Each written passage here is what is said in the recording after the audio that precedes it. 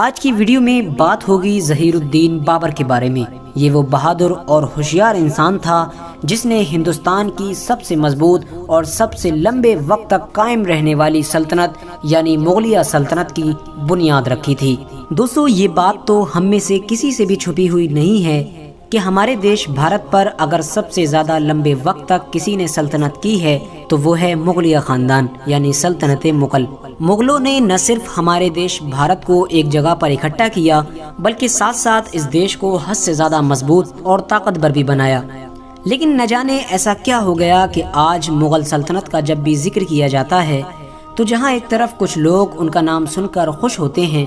وہیں دوسری طرف کچھ لوگ ایسے بھی ہیں جو ان کا نام سن کر غصہ کرنے لگتے ہیں۔ اور ان تمام چیزوں کی وجہ ایک ہی ہے، وہ ہے ہسٹری۔ کیونکہ مغلوں کے بارے میں ہر ایک کو الگ الگ طریقے سے ہسٹری پڑھائی جاتی ہے۔ جہاں ایک طرف کچھ لوگوں کو مغلوں کا صرف صاف کردار دکھایا جاتا ہے اور کالے کردار کو چھپا لیا جاتا ہے، تو وہیں دوسری طرف کچھ لوگوں کو مغلوں کا صرف کالا کردار دکھایا جاتا ہے اور سفید کردار کو ان سے چھپا لیا جاتا ہے۔ لیکن دوستو، آج کی اس ویڈیو میں ہم آپ کو مغلوں کی ریئل ہسٹری بتائیں گے اور اس ویڈیو میں ان کے پازیٹیو اور نیگیٹو دونوں پوائنٹس کو رکھیں گے، کیونکہ آج کی اس ویڈیو کو ہم جس ہسٹری کی بک سے بنا رہے ہیں اس بک کا نام ہے بابر نامہ۔ یہ وہ کتاب ہے جو خود مغل سلطنت کے پہلے سلطان یعنی بابر نے اپنے ہاتھوں سے لکھی تھی۔ تو دوستو، آج کی اس ویڈیو میں ہم جانیں گے کہ آخر بابر کون تھا اور بابر ہندوستان میں کیسے آیا تھا، اور آخر ہندوستان میں آنے کے بعد اس نے اتنی چھوٹی فوج کے ساتھ اتنی مضبوط اور بڑی سلطنت کو کیسے فتح کر لیا تھا۔ ساتھ ہی ہم جانیں گے کہ آخر بابر کا بابری مسجد کے ساتھ کیا کنیکشن تھا۔ دوستو، بابر کا جنم 14 فروری 1483 میں ایک ایسے شہر میں ہوا تھا جو شہر آج ازبکستان دیش میں پایا جاتا ہے۔ بابر کا پورا نام ظہیر الدین محمد بابر تھا۔ بابر کے بارے میں سب سے خاص بات یہ ہے کہ بابر کا رشتہ باپ کی طرف سے اوپر جا کر امیر تیمور سے ملتا تھا، جو اپنے دور کا پوری دنیا کا بہت بڑا سلطان تھا۔ وہیں دوسری طرف بابر کا اس کی ماں کی طرف سے اگر رشتہ دیکھا جائے تو اوپر جا کر منگولوں کے سب سے بڑے سردار چنگیز خان سے ملتا تھا۔ یعنی آسان لفظوں میں اگر یہ کہا جائے تو غلط نہیں ہوگا کہ ظہیر الدین بابر کو امیر تیمور اور چنگیز خان کی بہادری وراثت میں ملی تھی۔ دوستو، آپ لوگ یہ تو جانتے ہی ہوں گے کہ امیر تیمور کی بہت بڑی سلطنت تھی، لیکن جب امیر تیمور کا انتقال ہوا تو اس کی سلطنت کو اس کے بیٹوں نے کئی حصوں میں بانٹ لیا تھا۔ انہیں بٹی ہوئی سلطنتوں میں سے ایک سلطنت ازبکستان کے علاقے میں بھی تھی۔ یہ سلطنت امیر تیمور کی 5 نسلوں کے بعد آ کر ظہیر الدین بابر کے باپ کے حصے میں آئی تھی، اور پھر بابر کے والد کے مر جانے کے بعد یہ سلطنت بابر کے حصے میں آئی۔ جس وقت بابر اپنے والد کی سلطنت کی گدی پر بیٹھا اس وقت اس کی عمر صرف 13 سال تھی، لیکن پھر اچانک سے بابر کے چاچا نے اس کے خلاف بغاوت کر دی۔ نہ چاہتے ہوئے بھی بابر کو اپنے چچا سے لڑائی کرنا پڑی اور بابر کے ہاتھوں سے وہ سلطنت چلی گئی۔ اس کے بعد بابر کئی سالوں تک جنگلوں میں پھرتا رہا۔ بابر نے اپنی 30 سال تک کی عمر جنگلوں میں بھٹک بھٹک کر ہی گزار دی تھی۔ بابر کے لیے کئی دن تو ایسے مشکل سے بھرے ہوئے گزرے تھے کہ بابر کو جنگلوں میں 2 وقت کی روٹی بھی نصیب نہیں ہوا کرتی تھی، لیکن بابر نے کبھی ہار نہیں مانی۔ بابر کو جب محسوس ہوا کہ وہ اپنے والد کی سلطنت کو واپس نہیں لے پائے گا تو اس نے اپنی سلطنت کو واپس لینے کے بجائے افغانستان کو فتح کرنے کا ارادہ بنایا۔ بابر نے سب سے پہلے افغانستان کے کچھ علاقوں کو فتح کیا اور ان علاقوں کو فتح کرنے کے بعد ہندوستان کی طرف روانہ ہوا۔ دوستو، کہا جاتا ہے کہ جس وقت بابر ہندوستان کو فتح کرنے کے لیے ہندوستان میں داخل ہوا تھا اس وقت بابر کے پاس صرف 13,000 کی ہی فوج تھی، اور اس کا مقابلہ تھا پٹھان سلطنت کے سردار یعنی ابراہیم لودھی سے۔ ابراہیم لودھی کے پاس تقریباً 1 لاکھ کی فوج تھی۔ ابراہیم لودھی کو بھی یہی لگ رہا تھا کہ وہ بابر کو آسانی کے ساتھ ہرا سکتا ہے، کیونکہ ابراہیم لودھی کے پاس 1 لاکھ کی فوج کے ساتھ ساتھ ہزاروں کی تعداد میں ہاتھی بھی موجود تھے، حالانکہ بابر کے پاس ہاتھی بھی نہیں تھے۔ دوستو، ہر چیز بابر کے پاس ابراہیم لودھی کے مقابلے میں کم تھی۔ سپاہی بھی کم تھے، ہتھیار بھی کم تھے اور ہاتھی بھی نہیں تھے، لیکن اس کے باوجود بھی بابر کو پورا کانفیڈنس تھا کہ وہ ابراہیم لودھی کو آسانی سے ہرا دے گا، کیونکہ بابر کے پاس ایک ایسا ہتھیار تھا جو آج سے پہلے ہندوستان میں کسی نے نہیں دیکھا تھا، اور نہ ہی اس جنگ سے پہلے ہندوستان کی کسی جنگ میں وہ ہتھیار استعمال کیا گیا تھا۔ اور وہ ہتھیار تھا بابر کی خطرناک توپیں۔ آخرکار ایک دن پانی پت کے میدان میں ظہیر الدین بابر اور ابراہیم لودھی کے بیچ گھمسان کی جنگ شروع ہو گئی۔ ابراہیم لودھی نے جب دیکھا کہ میری فوج بابر کے مقابلے میں حد سے زیادہ ہے تو اس نے اپنی پوری فوج کو ایک ساتھ کھلے میدان میں حملہ کرنے کا آرڈر جاری کیا، لیکن شاید یہ ابراہیم لودھی کی سب سے بڑی غلطی تھی، کیونکہ بابر نے جب دیکھا کہ ابراہیم لودھی کی پوری فوج کھل کر ایک ساتھ حملہ کر رہی ہے تو بابر نے بھی اپنی سارے توپ چلانے والوں کو توپ چلانے کا آرڈر دے دیا۔ بابر کے پاس اس جنگ میں تقریباً 10 توپیں تھیں۔ بابر کی جب ساری توپوں نے ایک ساتھ گولے برسانا شروع کیے تو اس کی گرج سے ابراہیم لودھی کے سارے ہاتھی پاگل ہو گئے۔ توپوں کی گرج سن کر ابراہیم لودھی کے ہاتھی نہ صرف الٹے پاؤں بھاگنے لگے بلکہ بھاگتے ہوئے خود ابراہیم لودھی کے ہزاروں سپاہیوں کو کچلتے چلے گئے، جس کی وجہ سے لودھی کی پوری فوج میں بھگدڑ مچ گئی۔ بابر نے جب اپنی دشمن فوج کے ایسے حالات دیکھے تو اپنی چھوٹی سی جو 13,000 کی فوج تھی اسے ایک ساتھ حملہ کرنے کا آرڈر دیا۔ بابر کا یہ حملہ اتنا تیز تھا کہ لودھی چاہ کر بھی اس حملے کو نہیں روک سکا اور اس جنگ میں لودھی خود بھی مارا گیا۔ اس طرح سے ہندوستان میں بابر کو پہلی فتح نصیب ہو گئی تھی، اور اس جنگ کو جیتنے کے ساتھ ہی بابر نے ہندوستان میں مغل سلطنت کی بنیاد رکھ دی تھی۔ لودھی کو ہرانے کے بعد ظہیر الدین بابر پوری شان و شوکت کے ساتھ دہلی میں داخل ہوا۔ اس وقت دہلی کے سارے قلعوں پر لودھی کی فیملی کا ہی قبضہ تھا، لیکن بابر نے ابراہیم لودھی کی ماں سے اس شرط کے ساتھ وہ قلعے خالی کروا لیے کہ میں لودھی کی فیملی کے کسی بھی ممبر کو کچھ نہیں کہوں گا اور نہ ہی کسی کو کوئی جانی مالی نقصان پہنچایا جائے گا۔ بابر نامے میں خود بابر نے بھی یہی لکھا ہے کہ وہ ابراہیم لودھی کی ماں کو ہمیشہ ماں کا درجہ دیا کرتا تھا اور انہیں ماں کہہ کر ہی بلایا کرتا تھا۔ لیکن پھر کچھ سالوں کے بعد ابراہیم لودھی کی ماں نے بابر سے اپنے بیٹے ابراہیم لودھی کی ہار کا بدلہ لینے کے لیے بغاوت کر دی، یہاں تک کہ بابر کے کھانے میں زہر بھی ملوا دیا تھا۔ لیکن بابر کو جب اس بات کی خبر ہوئی تو بابر نے انہیں قید کروا دیا، اور اس کے بعد کہا جاتا ہے کہ کچھ دنوں کے بعد قید خانے میں ہی ابراہیم لودھی کی ماں کا انتقال ہو گیا تھا۔ دوستو، دلی کی سلطنت پر بیٹھنے کے بعد بابر کے سامنے جو سب سے پہلی مصیبت تھی وہ تھی میواڑ کا راجہ رانا سانگا، کیونکہ رانا سانگا بابر کی سلطنت کو قبول کرنے کے لیے ہرگز تیار نہیں تھا۔ حالانکہ آپ کو جان کر حیرانی ہوگی کہ بابر کو ہندوستان میں رانا سانگا نے ہی بلایا تھا۔ رانا سانگا نے بابر کو یہ خط لکھا تھا کہ تم بھارت آؤ اور بھارت کو ظالم کے ہاتھوں سے چھڑا لو، کیونکہ رانا سانگا یہ سوچ رہا تھا کہ شاید بابر بھی اپنے جد امجد یعنی امیر تیمور کی طرح ہندوستان کو صرف فتح کر کے اور اسے لوٹ کر کے واپس چلا جائے گا، اور جب لودھی سلطنت لٹ جائے گی تو ہم سب راجپوت مل کر ایک ساتھ ایک بڑی سلطنت قائم کر لیں گے۔ لیکن اسے اس بات کا ذرہ برابر بھی شک نہیں تھا کہ بابر ابراہیم لودھی کو ہرا کر ہندوستان میں ہی رہ کر سلطنت کرنے لگے گا۔ لہٰذا جب بابر نے دہلی پر سلطنت کرنا شروع کی تو رانا سانگا نے بابر کی سلطنت سے انکار کر دیا۔ ساتھ ہی ساتھ آپ کو بتاتے چلیں کہ رانا سانگا نے نہ صرف بابر کو بھارت میں بلایا تھا بلکہ ساتھ ساتھ یہ بھی کہا تھا کہ وہ ابراہیم لودھی کے خلاف بابر کا جنگ میں ساتھ بھی دے گا۔ لیکن جب بابر ہندوستان میں ابراہیم لودھی کے خلاف جنگ کر رہا تھا تو رانا سانگا اپنے علاقے میں ہی بیٹھ کر یہ سب کچھ دیکھ رہا تھا اور بابر کی مدد نہیں کر رہا تھا۔ اس وجہ سے بھی بابر رانا سانگا سے زیادہ ناراض تھا۔ آخرکار دہلی کا سلطان بننے کے ایک سال بعد ہی یعنی 1527 کو رانا سانگا اور بابر کے بیچ ایک زبردست جنگ ہوئی۔ اس جنگ میں بھی بابر نے اپنی زبردست ہوشیاری اور توپوں کے ذریعے سے رانا سانگا کی فوج کو چند لمحوں میں ہی ہرا دیا تھا۔ رانا سانگا کو جب یہ محسوس ہوا کہ وہ اب اس جنگ میں نہیں بچ پائے گا تو وہ بیچ میں ہی جنگ چھوڑ کر پیٹھ دکھا کر بھاگنے لگا، لیکن بابر نے رانا سانگا کا پیچھا نہیں کیا۔ کہا جاتا ہے کہ بابر سے ہارنے کے ٹھیک ایک سال کے بعد ہی رانا سانگا کی موت ہو گئی تھی، اور پھر 1-2 سال کے بعد ہی یعنی 1530 میں خود بابر کی بھی موت ہو گئی تھی۔ دوستو، اگر بات کی جائے بابر کی قبر کے بارے میں تو کیونکہ بابر نے یہ نصیحت کی تھی کہ اس کو مرنے کے بعد اس کے پرانے وطن یعنی کابل میں ہی دفنایا جائے، تو اس لیے بابر کو اس کے بیٹے ہمایوں نے کابل میں ہی دفنایا تھا۔ آج بھی بابر کی قبر کابل شہر میں موجود ہے۔ دوستو، بابر کی موت کے بارے میں ایک یہ کہانی بھی مشہور ہے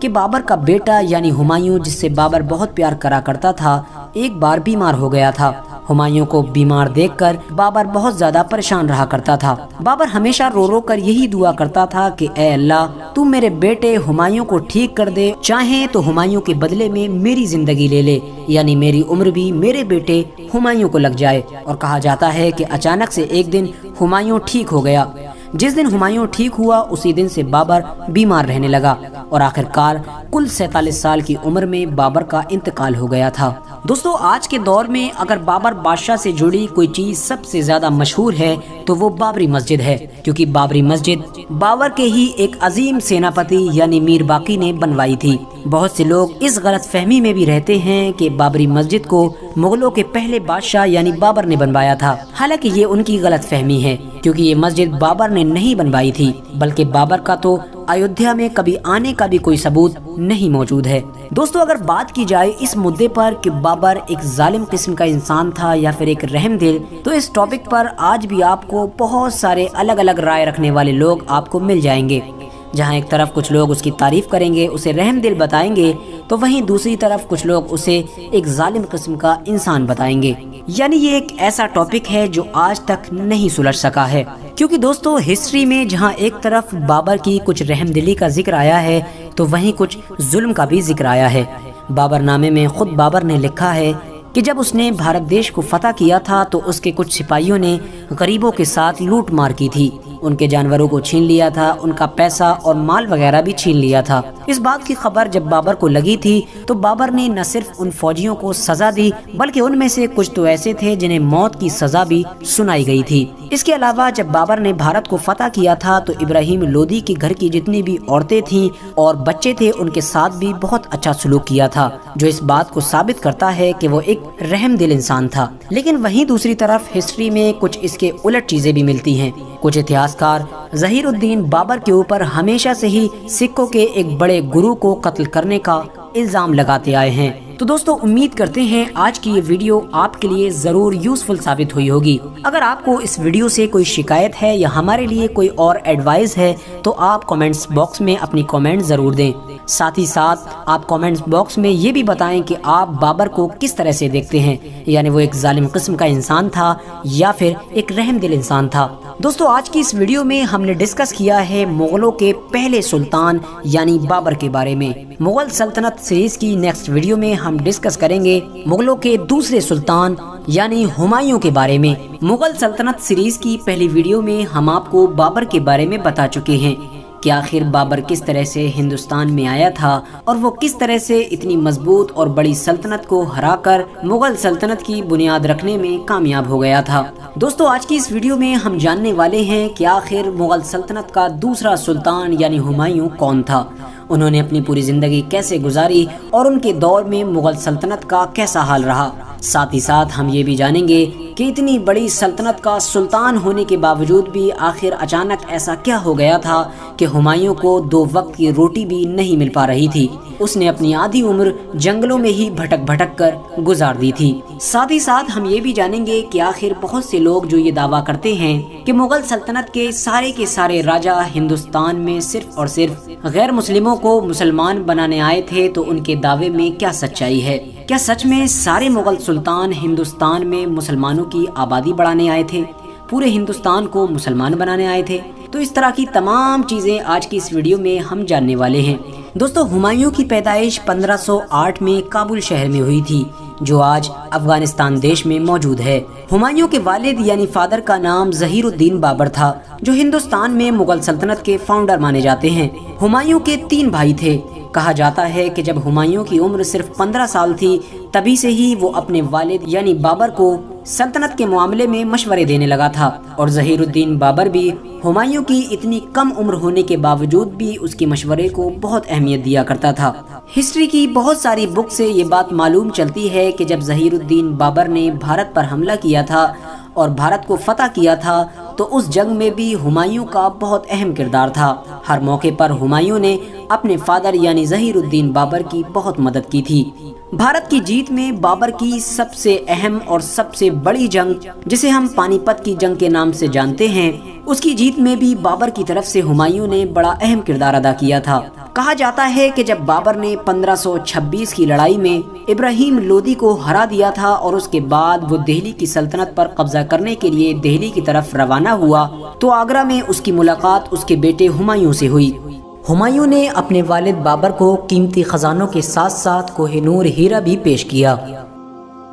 لیکن بابر نے ہمایوں کی بہادری اور ہوشیاری سے خوش ہو کر کوہ نور ہیرے کے ساتھ ساتھ وہ سارا مال تحفے کے طور پر ہمایوں کو ہی واپس کر دیا تھا۔ 1528 میں ظہیر الدین بابر نے حصار اور فیروزہ جیسے اپنی سلطنت کے قیمتی علاقوں کو اپنے بیٹے ہمایوں کے سپرد کر دیا تھا، جو اس بات کی طرف اشارہ تھا کہ بابر بھی مرنے کے بعد اپنے سارے بیٹوں میں سے ہمایوں کو ہی اپنا اگلا سلطان بنانا چاہتا ہے۔ کہا جاتا ہے کہ بابر نے اپنے بیٹے ہمایوں کو مرنے سے پہلے یہ نصیحت کی تھی کہ اے ہمایوں، اگر میرے مرنے کے بعد میری سلطنت تمہارے پاس آ جائے تو تم اپنے بھائیوں کے ساتھ اچھا سلوک کرنا، یعنی ان کے ساتھ ظلم و ستم نہ کرنا۔ ہمایوں نے بھی اپنے باپ یعنی ظہیر الدین بابر سے یہ وعدہ کر لیا تھا کہ جب اس کے پاس یہ سلطنت آئے گی تو وہ اپنے بھائیوں کا بہت اچھی طرح سے خیال رکھے گا۔ آخرکار 1530 میں بابر کی وفات ہو گئی۔ جس وقت بابر کی وفات ہوئی اس وقت ہمایوں کی عمر صرف 22 سال تھی، یعنی 22 سال کی عمر میں ہی ہمایوں مغل سلطنت کا دوسرا سلطان بنا دیا گیا تھا۔ بابر کے بعد جیسے ہی ہمایوں مغل سلطنت کا اگلا سلطان بنا، ویسے ہی باغیوں نے اپنے سر اٹھانا شروع کر دیے۔ کسی علاقے میں بابر کے دور کے اعلیٰ افسر بغاوت کر رہے تھے تو کسی علاقے میں تو خود ہمایوں کے بھائی ہی اس کے خلاف بغاوت کر رہے تھے۔ جن بھائیوں کے ساتھ ہمایوں نے اچھا سلوک کرنے کا اپنے والد سے وعدہ لیا تھا، اب وہ بھائی ہی ہمایوں کے خلاف بغاوت کر بیٹھے تھے۔ لیکن کہا جاتا ہے کہ ہمایوں ایک مست اور سست قسم کا انسان تھا۔ یہی وجہ تھی کہ ایسی کنڈیشن میں جہاں ہمایوں کو چاہیے تھا کہ وہ سترک رہتا اور اپنی ہوشیاری اور بہادری کے ذریعے سے ساری بغاوتوں کو کچلنا شروع کرتا، لیکن وہیں دوسری طرف ہمایوں نے سستی دکھائی اور اس نے کوئی بھی ایسا کڑا قدم نہیں اٹھایا کہ جس سے وہ اپنی بغاوتوں کو دبا سکے۔ اس سستی کا نتیجہ یہ ہوا کہ دھیرے دھیرے ہمایوں کے ہاتھوں سے سلطنت چلی گئی، اور ایک وقت وہ آیا کہ جب دہلی سلطنت پر بھی شیر خان نام کے ایک صوبیدار کا قبضہ ہو گیا،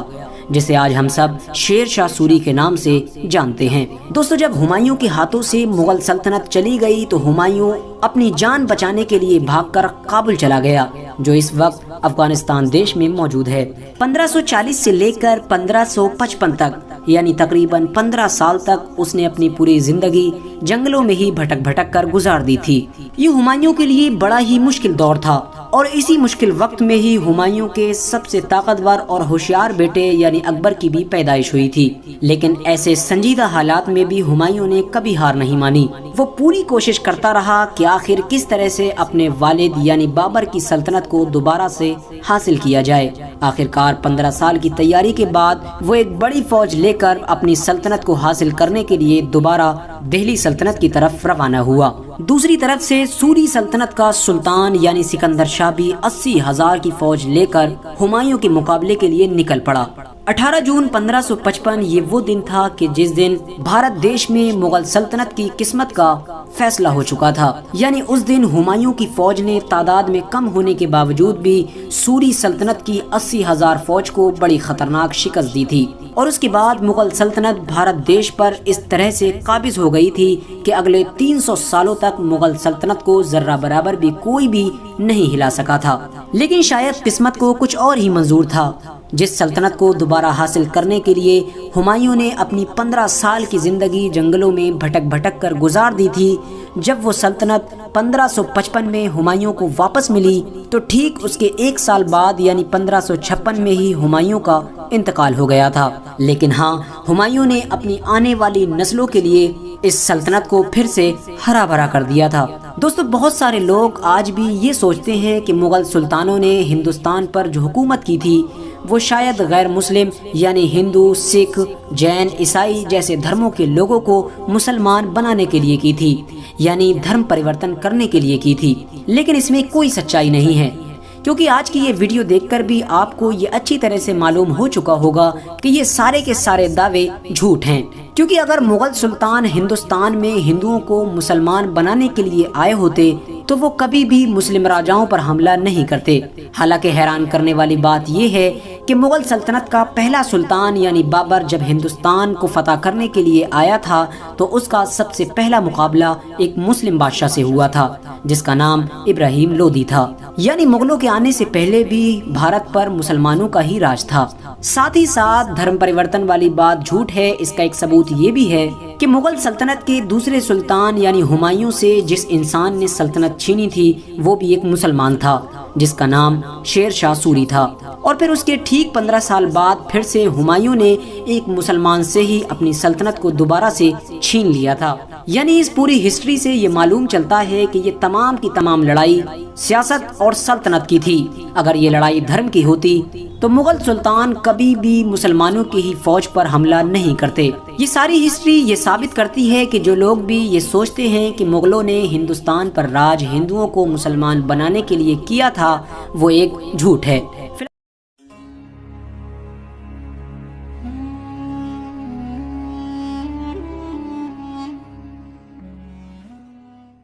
دوستو آج کی اس ویڈیو میں بات ہوگی مغل سلطنت کے تیسرے سلطان یعنی جلال الدین اکبر کے بارے میں۔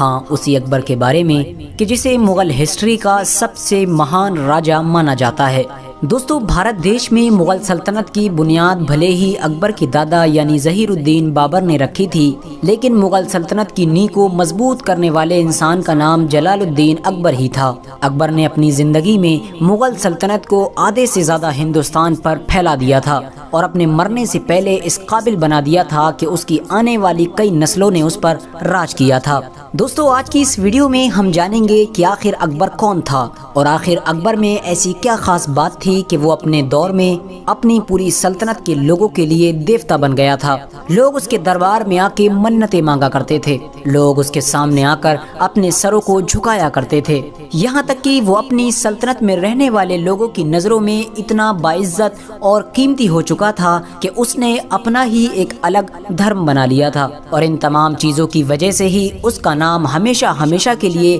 اکبر دی گریٹ پڑ گیا تھا۔ ساتھ ہی ساتھ ہم جانیں گے کہ آخر ہلدی گھاٹی کے یدھ میں کیا ہوا تھا، کیونکہ آج بھی بہت سے لوگ ہلدی گھاٹی کے یدھ کے بارے میں بہت سی افواہیں پھیلاتے ہیں۔ کوئی کہتا ہے ہلدی گھاٹی کا یدھ اکبر نے جیتا تھا تو کوئی کہتا ہے مہارانا پرتاپ نے جیتا تھا۔ آج کی اس ویڈیو میں ہم آپ کو اس یدھ کی سچائی بتائیں گے۔ دوستو اکبر کی پیدائش 15 اکتوبر 1542 کو عمر کوٹ کے علاقے میں اس وقت ہوئی تھی جب اکبر کے والد یعنی نصیر الدین ہمایوں شیر شاہ سوری کے ہاتھوں اپنی دہلی سلطنت گنوانے کے بعد جنگلوں میں بھٹک رہے تھے۔ کیونکہ ہمایوں کے والد اس دور میں جنگلوں میں بھٹکا کرتے تھے، اسی وجہ سے اکبر کی پرورش اکبر کے چاچا کامران مرزا نے کی تھی جو کابل علاقے کے گورنر ہوا کرتے تھے۔ اکبر کے بارے میں زیادہ تر اتہاسکار یہ مانتے ہیں کہ بچپن سے ہی اکبر بہت ذہین اور تیز تھا، لیکن اکبر کو پڑھنے لکھنے کا ذرہ برابر بھی شوق نہیں تھا۔ پڑھائی لکھائی سے اکبر ہمیشہ دور بھاگا کرتا تھا، لیکن ہنرمند اتنا تھا کہ اس نے 10 سال کی چھوٹی سی عمر سے بھی پہلے ہی تلوار بازی، نیزہ بازی، گھڑ سواری جیسی چیزیں بہت اچھی طرح سے سیکھ لی تھی۔ وہ چھوٹی سی عمر میں ہی اپنے سے بڑے بڑے عمر کے لوگوں کو کشتی میں چیلنج کیا کرتا تھا، اور حیرانی کی بات تو یہ ہے کہ ان بڑے بڑے لوگوں کو بھی اکبر اتنی کم عمر میں ہرا بھی دیا کرتا تھا۔ آخرکار 1555 میں اکبر کے والد یعنی ہمایوں نے سوری خاندان سے اپنی دہلی سلطنت کو دوبارہ سے چھین لیا تھا۔ جس وقت ہمایوں نے اپنی سلطنت کو دوبارہ حاصل کیا اس وقت اکبر کی عمر صرف 13 سال تھی۔ ٹھیک اس کے 1 سال بعد ہی ہمایوں کی اپنی لائبریری کی سیڑھیوں سے گر کر موت ہو گئی۔ جس وقت ہمایوں کی موت ہوئی اس وقت اکبر کی عمر صرف 14 سال تھی۔ ہمایوں کی موت کے بعد مغل دربار میں رہنے والے لوگوں کو یہ ڈر ستانے لگا تھا کہ کہیں مغل سلطنت میں بغاوت نہ ہو جائے، اور یقیناً یہ ڈر سچ ثابت ہوا۔ دھیرے دھیرے جگہ جگہ سے بغاوتیں اٹھنا شروع ہو گئیں۔ ہمایوں کا ایک بہت وفادار سپاہی اور دوست تھا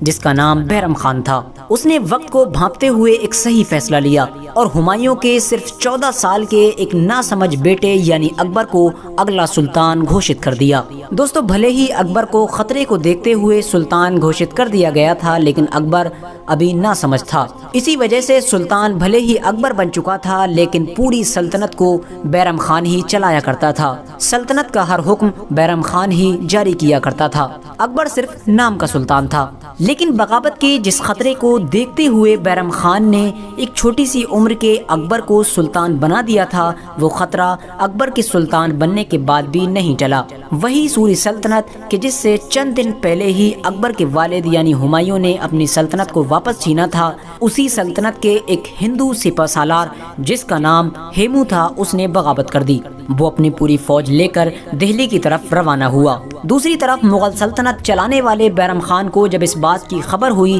کہ ہیمو اپنی بڑی فوج لے کر ہماری سلطنت کی طرف روانہ ہو گیا ہے، تو وہ بھی اپنی فوج لے کر دہلی سے روانہ ہو گیا۔ دونوں فوجوں کا آمنا سامنا پانی پت کے ایتہاسک میدان میں ہوا۔ بڑی زبردست جنگ لڑی گئی۔ شروع میں تو ایسا محسوس ہونے لگا تھا کہ ہیمو کی فوج مغل فوج کو بڑی آسانی سے ہی ہرا دے گی، لیکن پھر اچانک سے مغل سلطنت کی طرف سے چلایا ہوا ایک تیر ڈائریکٹ ہیمو کے جسم پر جا کر لگا، جس کی وجہ سے ہیمو کی موت ہو گئی۔ ہیمو کے سپاہیوں کو جب اس بات کی خبر ہوئی کہ ہیمو کی موت ہو چکی ہے تو انہوں نے پیٹ دکھا کر بھاگنا شروع کر دیا، اور اس طرح سے بیرم خان کی سپہ سالاری میں مغل سلطنت کی فوج کو جیت حاصل ہوئی۔ کہا جاتا ہے کہ جس تیر سے ہیمو کی موت ہوئی تھی وہ تیر شاید اکبر نے ہی چلایا تھا۔ دوستو 1556 سے لے کر 1560 تک یعنی تقریباً 4 سال تک اکبر بھلے ہی شہنشاہ کی گدی پر بیٹھا رہا، لیکن پوری سلطنت کو بیرم خان ہی چلاتا رہا۔ لیکن جب دھیرے دھیرے اکبر کی عمر 17-18 برس کی ہوئی اور اکبر سمجھدار ہوا تو اکبر کو یہ محسوس ہونے لگا کہ بیرم خان مجھے غلط طریقے سے کنٹرول کرنے کی کوشش کر رہا ہے، کیونکہ بیرم خان ایسے بہت سارے فیصلے خود جاری کر دیا کرتا تھا جس پر اکبر راضی نہیں ہوا کرتا تھا، اور ظاہر ہے کہ اب اکبر سمجھدار ہو چکا تھا، اس لیے وہ بھی چپ بیٹھنے والا نہیں تھا۔ اکبر کو جب محسوس ہوا کہ بیرم خان کی طرف سے پانی سر سے اوپر جا چکا ہے تو اس نے بیرم خان کو وزیر اعظم کے پد سے ہٹا دیا، اور بیرم خان کو بہت سارا مال و دولت دے کر یہ مشورہ دیا کہ آپ حج کرنے چلے جائیں، کیونکہ بھلے ہی اکبر سیاسی معاملے میں بیرم خان سے مخالف ہو چکا تھا، لیکن وہ بیرم خان کی بہت عزت کیا کرتا تھا اور بیرم خان کو بابا کہا کرتا تھا، کیونکہ ظاہر ہے کہ بیرم خان نے اس کی 3-4 سال پرورش کی تھی۔ اکبر نے جب بیرم خان کو وزیر اعظم کی پوسٹ سے ہٹا دیا تو یہ بات بیرم خان کو بڑی ناگوار گزری، کیونکہ بیرم خان یہ سوچتا تھا کہ اکبر ابھی بھی نادان ہے، اسی وجہ سے اس نے یہ عجیب سا فیصلہ لیا ہے۔ لہٰذا بیرم خان نے اکبر کے خلاف بغاوت کر دی، لیکن کیونکہ اکبر سمجھدار ہو چکا تھا اس نے چند لمحوں میں ہی بیرم خان کو شکست دے دی۔ اکبر کے سپاہی بیرم خان کو پکڑ کر اکبر کے سامنے لے کر آئے، کیونکہ اکبر بیرم خان کی بہت عزت کیا کرتا تھا، اسی لیے اس نے دوبارہ بغاوت کرنے کے باوجود بھی بیرم خان کے خلاف کوئی بھی حکم جاری نہیں کیا، بلکہ ان کو عزت کے ساتھ بٹھا کر دوبارہ مشورہ دیا کہ برائے مہربانی آپ حج کرنے چلے جائیں۔ اس بار بیرم خان عزت کے ساتھ حج کرنے کے لیے روانہ ہو گئے، لیکن کہا جاتا ہے کہ راستے میں ہی ان کے قافلے پر کسی نے حملہ کر دیا تھا، جس کی وجہ سے ان کی موت ہو گئی تھی۔ دوستو اکبر جتنا بہادر تھا اس سے کہیں زیادہ ہوشیار تھا، اور یہی وجہ تھی کہ وہ اپنے دشمن کو میدان میں ہرانے کی بجائے اسے دماغی طور پر ہرانے کو زیادہ ترجیح دیا کرتا تھا۔ اس نے ہندوستان کے زیادہ تر علاقے اپنی طاقت کے ذریعے سے ہی جیت لیے تھے، لیکن جن علاقوں کے بارے میں اسے یہ محسوس ہوتا تھا کہ وہ ان کو طاقت کے ذریعے سے نہیں جیت سکتا ہے، ان تمام علاقوں کو اس نے سیاست کے ذریعے سے جیت لیا تھا۔ اس نے راجپوتوں کی ایک بیٹی جس کا نام جودا بائی تھا اس سے شادی کر لی تھی، جس کی وجہ سے مہارانا پرتاپ کے علاوہ ہندوستان کے تمام راجپوتوں نے اکبر کی بادشاہت کو قبول کر لیا تھا۔ اکبر نے اپنے محلوں میں غیر مسلموں کو بہت بڑے بڑے پد دے رکھے تھے۔ اس کی سلطنت کے دور میں اس کے محل میں بڑی بڑی پوسٹ پر ہندو لوگ بیٹھے ہوئے تھے، یہاں تک کہ اکبر کی وہ خاص ٹیم جسے نورتن کے نام سے جانا جاتا ہے، یعنی جس میں 9 وزیر تھے، ان میں بھی تقریباً 3 لوگ ہندو تھے، جن میں سے ایک کا نام بیربل، ایک کا نام مان سنگھ اور ایک کا نام راجا ٹوڈرمل تھا۔ کہا جاتا ہے کہ اکبر کوئی بھی بڑا قدم اٹھانے سے پہلے اپنی ٹیم کے انہی 9 لوگوں سے مشورہ لیا کرتا تھا، اور یہ 9 لوگ بھی ہمیشہ ہی اکبر کے ساتھ جڑے رہتے تھے۔ بیرم خان کی موت کے بعد جب اکبر سلطنت چلانے کے لیے پوری طرح سے آزاد ہوا تو اسے یہ محسوس ہوا کہ مغل دربار میں اسلامی عالموں کا بڑا اچھا بول بالا ہے، یعنی ہر حکم اسلامی عالموں کی مرضی کے بعد ہی جاری کیا جاتا ہے۔ اس بات سے اکبر کو تھوڑی چڑ محسوس ہونے لگی تھی، جس کی وجہ سے اس نے ایک حکم نامہ جاری کیا جس میں یہ اعلان کیا گیا تھا کہ آج سے ہی ہمیشہ کے لیے اکبر کا حکم اسلام کے بڑے سے بڑے عالم کے حکم سے بڑا مانا جائے گا۔ اس حکم کے جاری ہونے کے بعد اکبر سیاسی فیصلوں کے ساتھ ساتھ مذہبی فیصلے بھی خود کرنے لگا تھا، اور ظاہر ہے وہ کوئی عالم دین تو تھا نہیں، اس لیے اس کے لیے یہ مناسب نہیں تھا۔ اسی لیے مذہبی لوگوں نے اس کی مخالفت کرنا شروع کر دی اور پوری سلطنت میں ایک بغاوت کا ماحول تیار ہونے لگا تھا۔ اکبر نے جب اپنی سلطنت میں ایسا ماحول دیکھا تو اس نے اسلامی بڑے بڑے عالموں کو چن چن کر قتل کروانا شروع کر دیا، جس کے بارے میں بھی اسے یہ خبر لگتی کہ فلاں عالم اس کے بارے میں کوئی غلط بیان یا حکم جاری کر رہا ہے، وہ اسے قتل کروا دیا کرتا تھا، جس کی وجہ سے بہت سے عالموں نے نڈر ہو کر اس کے اوپر کفر کے فتوے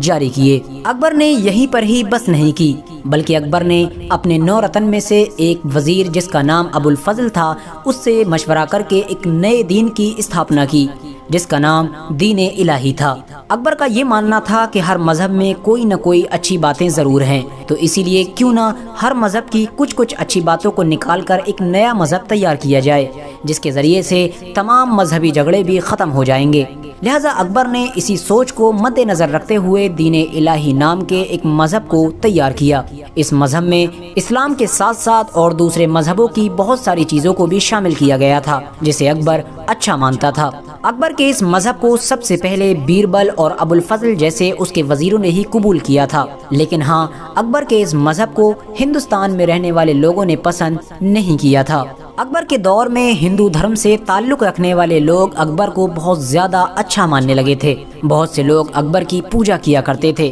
اکبر کے بارے میں کہا جاتا ہے کہ اکبر کے دربار کے باہر لوگ منتیں مانگنے آیا کرتے تھے، کیونکہ اکبر کا یہ نظریہ تھا کہ ہر مذہب میں اچھائی اور برائی دونوں چیزیں ہوتی ہیں، اسی لیے وہ عیسائیوں کے ساتھ بھی پوجا کیا کرتا تھا اور ہندوؤں کے ساتھ بھی پوجا کیا کرتا تھا، اور مسلمانوں کے ساتھ مسجدوں میں نماز بھی ادا کیا کرتا تھا۔ دوستو، اب اگر بات کی جائے ہلدی گھاٹی کی جنگ کے بارے میں کہ آخر ہلدی گھاٹی کی جنگ جیتا کون تھا، مہارانا پرتاپ یا پھر اکبر؟ دوستو، جیسا کہ میں نے آپ کو شروع میں ہی بتایا تھا کہ مہارانا پرتاپ کے علاوہ ہندوستان کے تمام راجپوتوں نے اکبر کی بہادری اور ہوشیاری کو دیکھ کر اکبر کی بادشاہت کو قبول کر لیا تھا، لیکن مہارانا پرتاپ ایک ایسے راجا تھے جو آخر تک اکبر کو بادشاہ ماننے کے لیے تیار نہیں تھے۔ بھلے ہی مہارانا پرتاپ اکبر کے خلاف کامیاب نہیں ہو پائے، لیکن وہ اپنی آخری زندگی تک اکبر کے خلاف لڑتے رہے، جس سے یقیناً ان کی بہادری ثابت ہوتی ہے۔ دوستو، آج بہت سے لوگ ہلدی گھاٹی کے اس یدھ کو ہندو ورسس مسلم کے طور پر دیکھتے ہیں،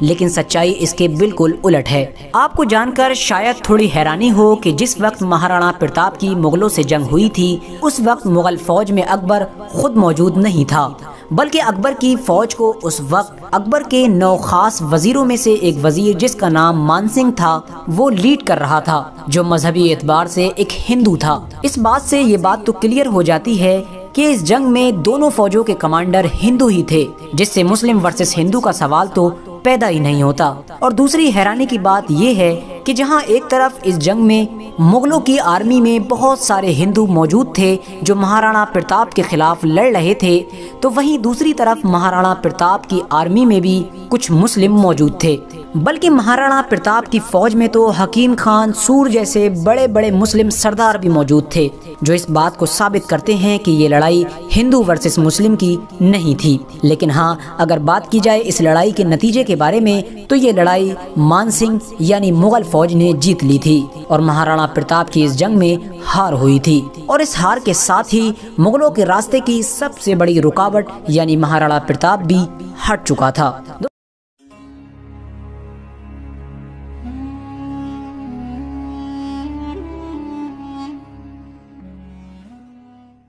دوستو، مغل سلطنت ہندوستان کی ان سلطنتوں میں سے ایک ہے کہ جنہوں نے ہندوستان کی زمین پر سب سے لمبے وقت تک حکومت کی تھی۔ مغل سلطنت کا ترقی کا دور 1526 سے لے کر 1707 تک جانا جاتا ہے۔ اس پورے دور میں ظہیر الدین بابر سے لے کر اورنگزیب عالمگیر تک کل 6 لوگوں نے بادشاہت کی تھی، اور اگر ان 6 بادشاہوں میں سے مغل سلطنت کے کسی بادشاہ کو سب سے زیادہ مست اور سب سے زیادہ عیاش قسم کا کسی کو جانا جاتا ہے तो वो है जलालुद्दीन अकबर का बेटा जहांगीर। दोस्तों आज की हमारी वीडियो का टॉपिक भी जहांगीर ही होगा, क्योंकि पिछली वीडियो में हमने बात की थी मुगल सल्तनत के तीसरे सुल्तान यानी जलालुद्दीन अकबर के बारे में। इसीलिए आज की इस वीडियो में हम बात करेंगे मुगल सल्तनत के चौथे सुल्तान नूरुद्दीन मोहम्मद सलीम यानी जहांगीर के बारे में। हम जानने वाले हैं कि आखिर जहांगीर कौन था, उसने अपनी पूरी जिंदगी कैसे गुजारी। साथ ही साथ हम ये भी जानेंगे कि आखिर ऐसी क्या वजह थी कि जहांगीर ने अपनी पूरी सल्तनत की बागडोर एक औरत के हाथ में दे दी थी। यानी जहांगीर अपनी बादशाहत के दौर में दिल्ली के तख्त पर तो ज़रूर बैठा करता था, लेकिन पूरी मुगल सल्तनत को एक औरत चलाया करती थी। आखिर ये औरत कौन थी और जहांगीर ने अपनी सल्तनत को इस औरत को दिया क्यों था? तो दोस्तों इस तरह की तमाम चीज़ें आज की इस वीडियो में हम जानने वाले हैं। दोस्तों जहांगीर मुगल सल्तनत के तीसरे सुल्तान यानी जलालुद्दीन मोहम्मद अकबर का बेटा था। जहांगीर की पैदाइश 1569 में फतेहपुर सीकरी में हुई थी। क्योंकि अकबर को शेख सलीम चिश्ती से बहुत ज़्यादा अकीदत थी, इस वजह से अकबर ने अपने बेटे का नाम भी नूरुद्दीन मोहम्मद सलीम रखा था। जहांगीर जलालुद्दीन अकबर की उसी राजपूत बीवी के पेट से पैदा हुआ था जो इतिहास में जोधाबाई के नाम से फेमस हैं। तो इस लिहाज से जहांगीर भी अपनी माँ की तरफ से एक राजपूत था। अकबर ने जहांगीर की बहुत अच्छी तरह से परवरिश कराई थी। जहांगीर एक अच्छा शायर होने के साथ साथ कई सब्जेक्ट में भी महारत रखा करता था, लेकिन जहांगीर की सबसे बड़ी कमजोरी शराब थी, क्योंकि जहांगीर शराब का बहुत ज्यादा शौकीन था। कहा जाता है कि अकबर ने मरने से पहले ही अपने दरबारियों के सामने ये ऐलान कर दिया था कि मेरे मरने के बाद मेरी सल्तनत का अगला सुल्तान सलीम ही होगा। इसी वजह से 1605 में जैसे ही अकबर की मौत हुई, उसके फौरन बाद 1605 में ही सलीम मुगल सल्तनत के तख्त पर बैठ गया था। सलीम ने जैसे ही मुगल सल्तनत के तख्त को संभाला, उसने अपना नाम जहांगीर रख लिया और इसी नाम से ही वो हिस्ट्री में हमेशा हमेशा के लिए मशहूर हो गया। जहांगीर ने हिंदुस्तान पर 22 साल हुकूमत की और कहा जाता है ये 22 के 22 साल हिंदुस्तान में रहने वाले लोगों के लिए बड़ी खुशी और चैन के साथ गुजरे थे। लेकिन दोस्तों हैरानी की बात ये है कि इन 22 सालों में जहांगीर ने शुरू के कुछ सालों में ही हुकूमत की, वरना बचे हुए बाकी तमाम सालों में जहांगीर नाम के लिए बादशाह रहा था। पूरी सल्तनत को उसकी एक बीवी जिसका नाम नूरजहां था वो संभाला करती थी और सल्तनत का हर अच्छा और बुरा हुक्म वही जारी किया करती थी। नूरजहां जहांगीर से शादी करने से पहले एक विधवा औरत थी, जिससे जहांगीर ने 1611 में शादी की थी। कहा जाता है कि जहांगीर को इससे हद से ज्यादा मोहब्बत हो गई थी, जिसकी वजह से जहांगीर नूरजहां के हर फैसले को मानने के लिए हमेशा तैयार रहता था। लेकिन दोस्तों अब सवाल ये है कि हिंदुस्तान के सबसे बड़े सुल्तान यानी जहांगीर ने एक विधवा औरत से शादी क्यों की, और आखिर नूरजहां में ऐसी क्या खास बात थी कि जहांगीर उससे हद से ज्यादा मोहब्बत किया करता था। दोस्तों जहांगीर और नूरजहां की शादी को लेकर सभी इतिहासकार दो अलग अलग तरह की कहानियां सुनाते आए हैं। कुछ इतिहासकारों का मानना है कि जिस वक्त मुगल सल्तनत के तख्त पर अकबर बैठा हुआ था, उस वक्त नूरजहां अपनी पूरी फैमिली के साथ अकबर के महल में ही रहा करती थी।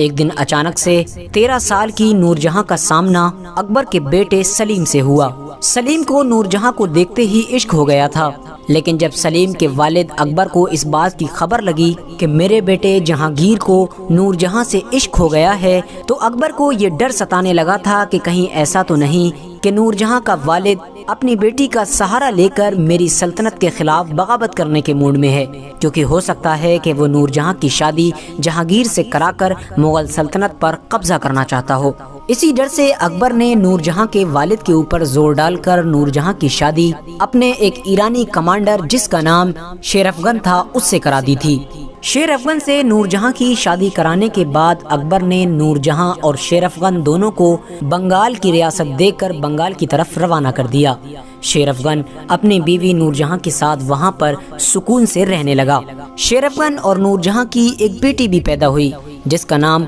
लाडली बेगम रखा गया था। दोस्तों, भले ही बंगाल में नूर जहां अपनी एक चैन की जिंदगी गुजार रही थी, लेकिन दूसरी तरफ जहांगीर अभी तक नूर जहां को नहीं भूल पाया था। लिहाजा इसी वजह से नूर जहां की शादी के ठीक 11 साल बाद जब अकबर के बाद मुगल सल्तनत का अगला सुल्तान जहांगीर बना, तो उसने सबसे पहले अपनी मोहब्बत नूर जहां को दोबारा हासिल करने का इरादा किया। कहा जाता है कि जहांगीर ने अपने एक सौतेले भाई जिसका नाम कुतुबुद्दीन था, उसे बंगाल की तरफ रवाना किया। कुतुबुद्दीन ने बंगाल जाकर शेर अफगन से ये कहा कि तुम बादशाह की इज्जत और मोहब्बत के लिए अपनी बीवी को तलाक दे दो, क्योंकि बादशाह जहांगीर उससे शादी करना चाहता है। जहांगीर के भाई कुतुबुद्दीन की ये बात सुनकर शेर अफगन गुस्से से लाल हो गया। उसने गुस्से में तलवार निकाली और कुतुबुद्दीन को कत्ल कर दिया। लेकिन जवाबी कार्रवाई में कुतुबुद्दीन के सिपाहियों ने भी शेर अफगन को वहीं पर ढेर कर दिया था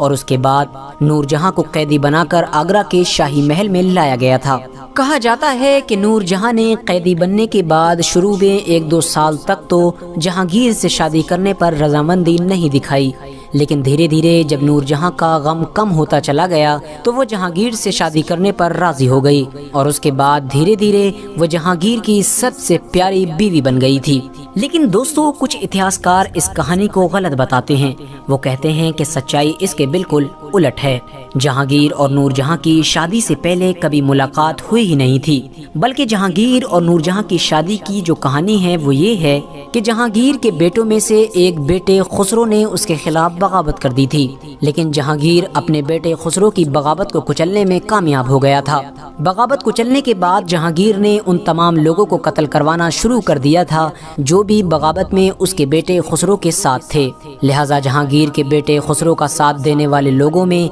नूर जहां का एक भाई भी था, जिसकी वजह से उसके भाई और बाप को भी गिरफ्तार कर लिया गया था और नूर जहां भी कैदी बनाकर आगरा के शाही महल में लाई गई थी। जहांगीर जब अपने कैदियों से मिल रहा था तो उसकी नजर अचानक से नूर जहां पर पड़ गई थी और पहली नजर में ही नूर जहां जहांगीर को इतनी पसंद आई कि वो उससे इश्क कर बैठा और बाद में उसने उससे शादी कर ली थी। दोस्तों, भले ही जहांगीर और नूर जहां की शादी की दोनों कहानियों में से कोई भी कहानी सच हो, लेकिन दोनों कहानियों से ये बात तो साबित हो जाती है कि नूर जहां जहांगीर की हद से ज्यादा प्यारी बीवी थी। जहांगीर अपनी बीवी नूर जहां के लिए कुछ भी कर जाने के लिए तैयार रहा करता था। यही वजह थी कि जहांगीर ने नूर जहां से शादी करने के बाद सल्तनत का तमाम सिस्टम नूर जहां के ही हवाले कर दिया था। बल्कि जहांगीर खुद ही कहा करता था कि मैंने अपनी पूरी सल्तनत तो अपनी प्यारी बीवी नूर जहां के हवाले कर दी है। अब मुझे जिंदगी बिताने के लिए सिर्फ थोड़ा सा गोश्त और थोड़ी सी शराब चाहिए है। जहांगीर को शराब के साथ साथ शिकार करने का भी बहुत शौक था।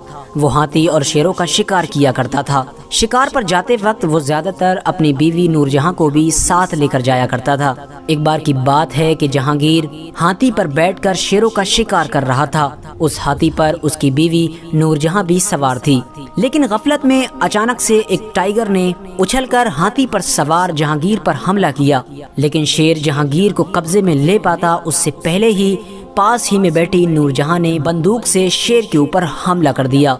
गोली लगते ही शेर वहीं पर ढेर हो गया, जिसकी वजह से जहांगीर की जान बच गई थी। जहांगीर ने इस हादसे के फौरन बाद नूर जहां को अपनी जान बचाने की वजह से बहुत ज्यादा शुक्रिया अदा किया था। दोस्तों, नूर जहां ने जहांगीर की मुगल सल्तनत को कितना ज्यादा अपने कंट्रोल में कर लिया था, इस बात का अंदाजा सिर्फ इस बात से लगाया जा सकता है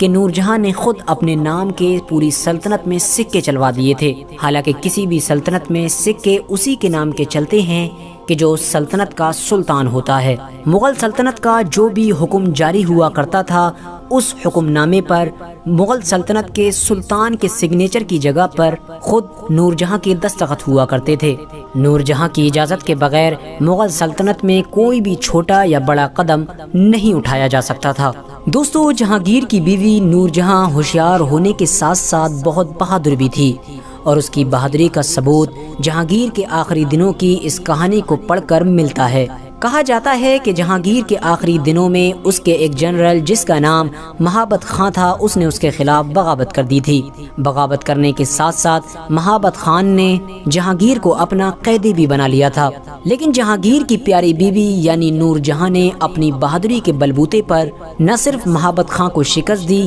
بلکہ جہانگیر کو اس سے زندہ بھی بچا لیا تھا۔ لیکن اس حادثے کے کچھ دنوں کے بعد ہی جہانگیر کا انتقال ہو گیا تھا۔ نور جہاں نے جہانگیر کی محبت میں لاہور میں جہانگیر کا ایک عالی شان مقبرہ تیار کروایا تھا۔ جہانگیر کے اس مقبرے کو مغلوں کی ٹاپ عمارتوں میں سے ایک عمارت مانا جاتا ہے۔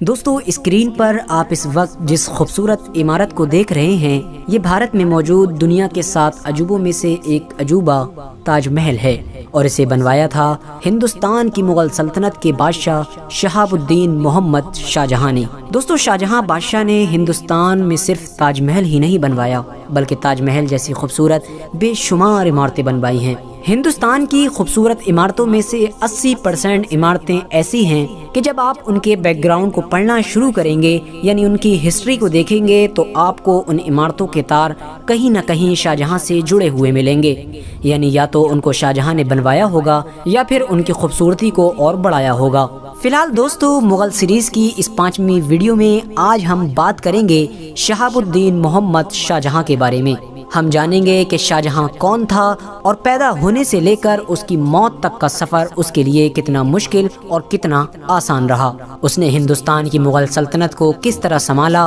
اور آخر اس کی موت کیسے ہوئی۔ ساتھ ہی ساتھ آج کل سوشل میڈیا پر ہونے والے اس دعوے کی سچائی کو بھی جاننے کی ہم کوشش کریں گے جس دعوے میں یہ کہا جاتا ہے کہ شاہ جہاں بادشاہ کے اپنی ہی سگی بیٹی کے ساتھ ناجائز رشتے تھے۔ تو دوستو، شاہ جہاں سے جڑی ایسی بہت ساری چیزیں آج کی اس ویڈیو میں ہم جاننے والے ہیں۔ یہ کہانی ہے اس دور کی کہ جب ہندوستان پر مغل بادشاہ اکبر کا راج ہوا کرتا تھا۔ 5 جنوری 1592 کو اکبر بادشاہ کے یہاں پوتا پیدا ہوا۔ اکبر نے اپنے پوتے کو خوشی سے گودی میں لیا اور اس کا نام خرم رکھا۔ یہ وہی بچہ تھا جو آگے جا کر پوری دنیا میں شاہ جہاں کے نام سے مشہور ہوا۔ شاہ جہاں کو بچپن سے ہی تیر اندازی، گھڑ سواری اور تلوار بازی جیسی چیزوں کا بہت شوق تھا، لیکن وہ ان تمام چیزوں کے ساتھ ساتھ پڑھائی میں بھی بڑی دلچسپی رکھا کرتا تھا۔ اسے بہت سارے سبجیکٹس میں مہارت حاصل تھی۔ ابھی شاہ جہاں کی عمر بمشکل 14-15 سال ہی تھی کہ اچانک سے اس کی زندگی میں ایک خوبصورت عورت کی انٹری ہوئی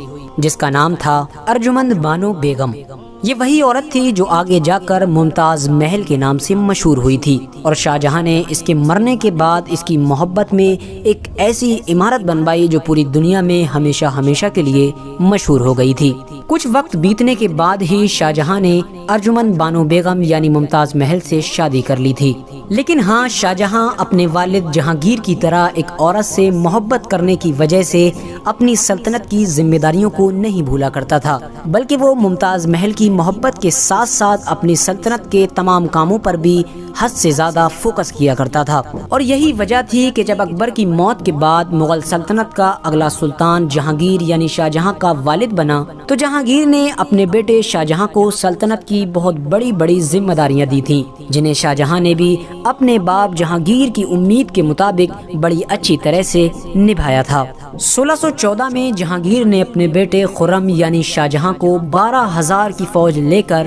میواڑ کی طرف روانہ کیا تاکہ وہ میواڑ کو فتح کر سکے۔ شاہ جہاں نے 12,000 کی فوج سے چند دنوں میں ہی اپنی ہوشیاری اور بہادری کو ثابت کرتے ہوئے میواڑ کو جیت لیا تھا۔ میواڑ کو جیتنے کے ساتھ ساتھ اس نے ہندوستان کے بہت سارے علاقوں میں ہونے والی ان بغاوتوں کو بھی کچل دیا تھا جو مغلوں کے خلاف ہو رہی تھیں۔ جہانگیر اپنے بیٹے خرم یعنی شاہ جہاں کی ان تمام ہوشیاریوں اور بہادریوں سے بہت خوش ہوا، اور جہانگیر نے اپنے بیٹے سے خوش ہو کر 1617 میں اپنے بیٹے کو ایک نیا نام دیا، اور وہ نام تھا شاہ جہاں، جس نام سے اس کا بیٹا ہمیشہ ہمیشہ کے لیے اتہاس کے پنوں میں مشہور ہو گیا۔ لیکن جیسے جیسے شاہ جہاں کو بڑی بڑی کامیابیاں ہاتھ لگ رہی تھی ویسے ویسے شاہ جہاں کے من ہی من میں خود شہنشاہ بننے کی خواہش جگتی جا رہی تھی، لیکن کیونکہ جہانگیر کی سب سے پیاری اور قریبی بیوی یعنی نور جہاں جہانگیر کے دوسرے بیٹے جو اس کا خود کا داماد بھی تھا جس کا نام شہریار تھا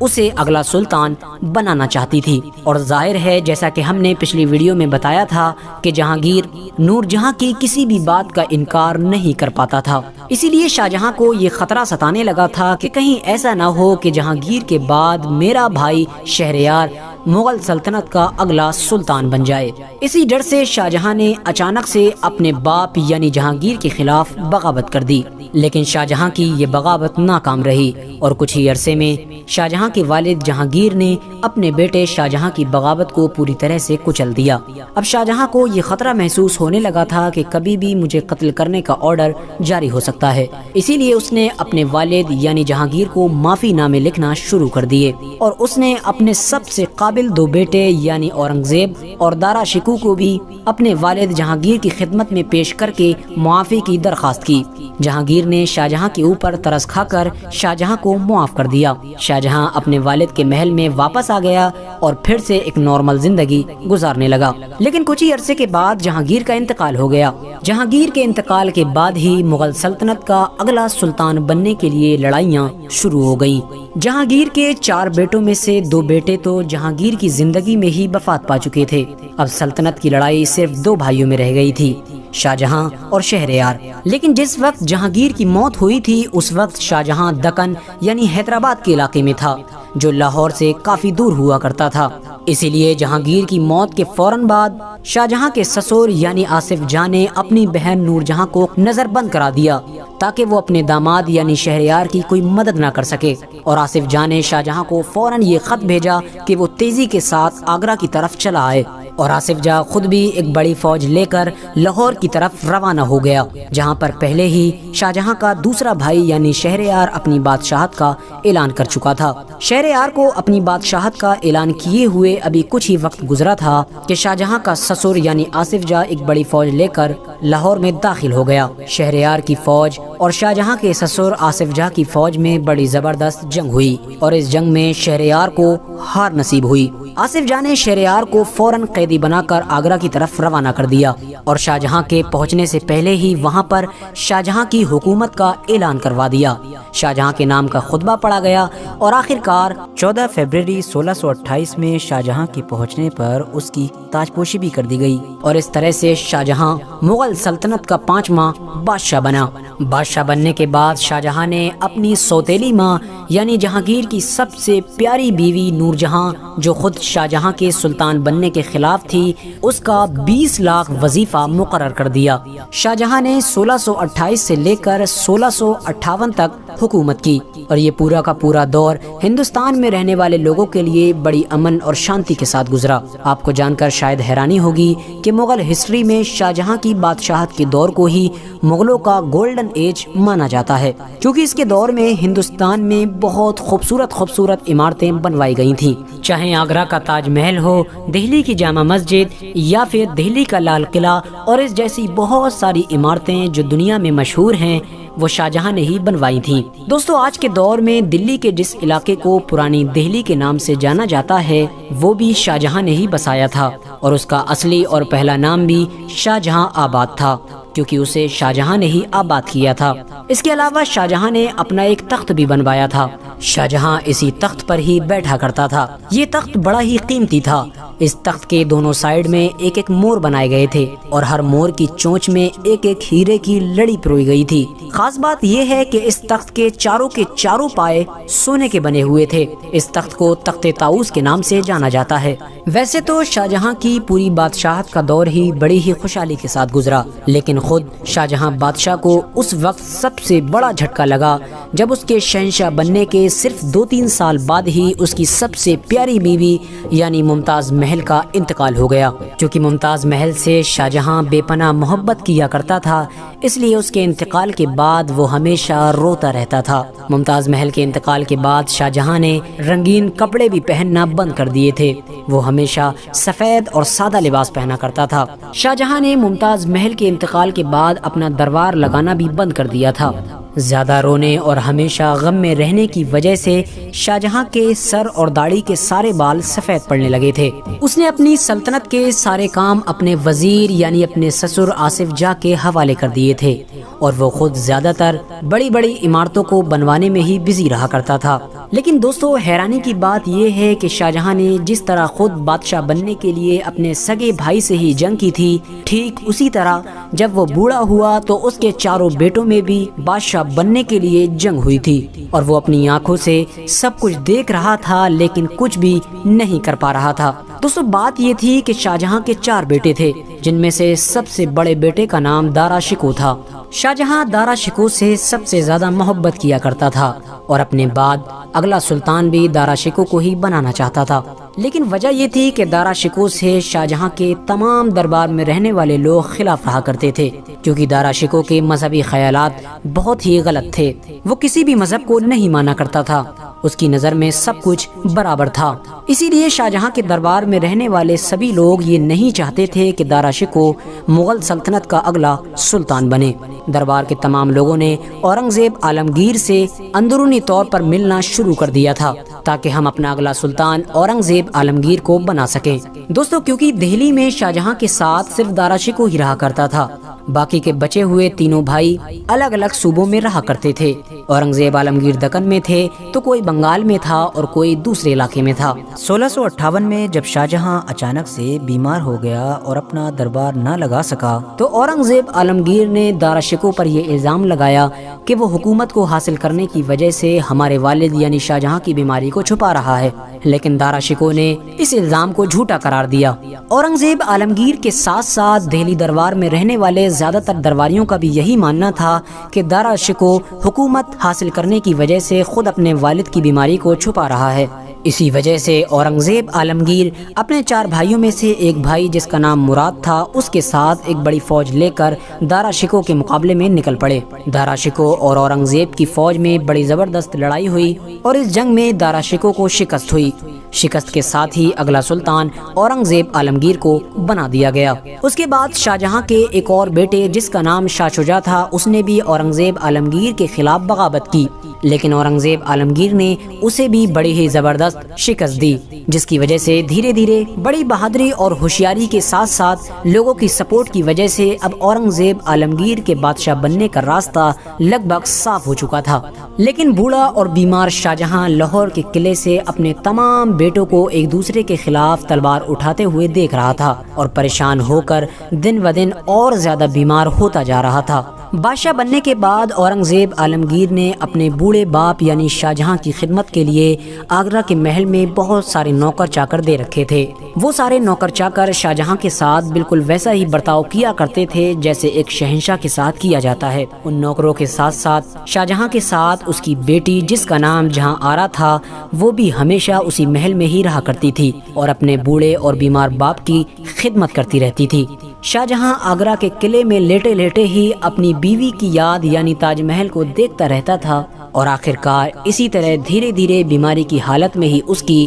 موت ہو گئی تھی۔ دوستو، آخری بات یہ کہ آپ نے بھی سوشل میڈیا پر بہت سارے لوگوں کو یہ دعویٰ کرتے ہوئے سنا ہوگا کہ شاہ جہاں بادشاہ کے اپنی ہی بیٹی یعنی جہاں آرا سے ناجائز رشتے تھے۔ تو دوستو، اگر اس دعوے کی سچائی کے بارے میں بات کی جائے تو یہ بھی بالکل جھوٹ ہے، کیونکہ دوستو اگر آپ اس دعوے کی گہرائی میں جائیں گے تو آپ کو معلوم چلے گا کہ یہ دعویٰ کسی بھی ہندوستانی رائٹر چاہے وہ ہندو ہو یا مسلم ہو اس نے نہیں کیا ہے، اور نہ ہی یہ گندا دعویٰ کسی عربین اور پرشین ہسٹورین نے کیا ہے، بلکہ یہ دعویٰ صرف اور صرف کچھ برٹش ہسٹورین نے کیا ہے، اور اس کی صرف ایک ہی وجہ ہے۔ وجہ یہ ہے کہ جہاں آرا شاہ جہاں کی سب سے پیاری بیٹیوں میں سے ایک بیٹی تھی، وہ اس سے حد سے زیادہ محبت کیا کرتا تھا۔ دوستو، جہاں آرا خوبصورت ہونے کے ساتھ ساتھ بہت ہوشیار بھی تھی، اور ہوشیاری کی وجہ ہی تھی کہ شاہ جہاں نے اپنی سلطنت کے بہت سارے ضروری کام ان کے حوالے کر رکھے تھے۔ شاہ جہاں آباد، جسے آج ہم پرانی دہلی کے نام سے جانتے ہیں، اس میں شاہ جہاں کے دور میں بنائی گئی ساری عمارتوں میں سے زیادہ تر عمارتیں جہاں آرا بیگم کی نگرانی میں ہی بنائی گئی تھیں۔ زیادہ تر ہسٹورین کا یہ بھی ماننا ہے کہ پرانی دہلی کو جب شاہ جہاں نے آباد کیا تھا تو اس کا نقشہ بھی جہاں آرا نے ہی تیار کیا تھا۔ इन तमाम चीज़ों के साथ साथ जहां आरा बिजनेस का सारा सिस्टम भी देखा करती थी। मार्केटिंग सारा सिस्टम शाहजहां के दौर में जहां आरा के ही हवाले था, क्योंकि उसी दौर में अंग्रेज़ों ने हिंदुस्तान में बिजनेस करना शुरू किया था, इसीलिए वो यहाँ से ज़्यादा मुनाफा कमाने की कोशिश किया करते थे। और उसी दौर में ही अंग्रेज़ ईस्ट इंडिया कंपनी के ज़रिए से यहाँ पर अपने पैर पसारने की भरपूर कोशिश कर रहे थे। अंग्रेज हिंदुस्तान में आकर बिजनेस के मामलात में अपनी मनमानी करने की कोशिश किया करते थे, लेकिन जहां आरा की वजह से वो इन तमाम चीजों में नाकाम होते रहे और यही उनके गुस्से की सबसे बड़ी वजह बनी। उन लोगों ने जहां आरा से अपनी नफरत निकालने के लिए शाहजहां और जहां आरा के बारे में अफवाहें फैलाना शुरू कर दी थी, और उन्हीं अफवाहों की वजह से ही वहीं के कुछ राइटर्स ने इस चीज को अपनी बुक्स में भी लिखा है। लेकिन हैरानी की बात यह है कि हिंदुस्तानी राइटर्स ने तो इस बात को अफवाह बताया ही है, बल्कि साथ साथ ज्यादातर ब्रिटिश हिस्टोरियन ने भी इस बात को अफवाह और गलत बताया है। उनका मानना है कि ये सिर्फ हवा में तीर चलाए गए हैं, इस दावे में कोई भी सच्चाई नहीं है। दोस्तों, क्या आप लोगों ने कभी सोचा कि आखिर इतिहास में वो कौन सा खास वक्त था कि जब हमारा ये हिंदुस्तान पूरी ही दुनिया में सबसे ज्यादा अमीर हुआ करता था? हिंदुस्तान सोने की चिड़िया था, सोने की चिड़िया था, ये बात तो आप लोगों ने बार बार सुनी होगी, लेकिन क्या आपने सोचा कि ये सोने की चिड़िया